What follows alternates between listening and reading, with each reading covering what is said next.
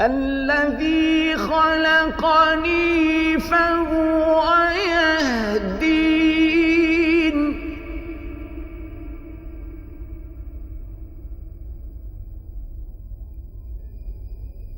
والذي هو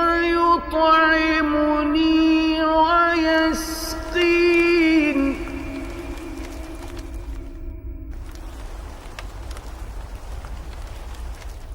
وإذا مرضت فهو يشفين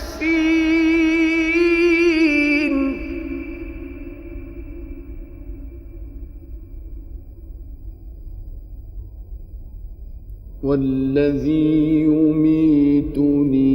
ثم يحيين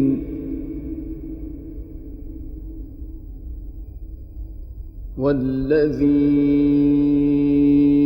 أطمع أن يغفر لي خطيئتي يوم الدين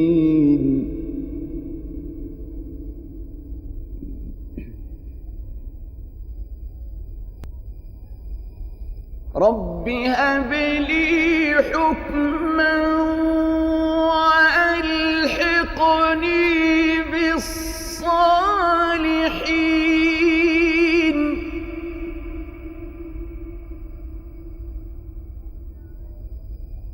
واجعل لي لسان صدق في الآخرين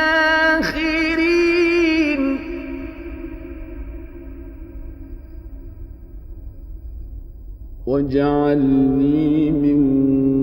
ورثة جنة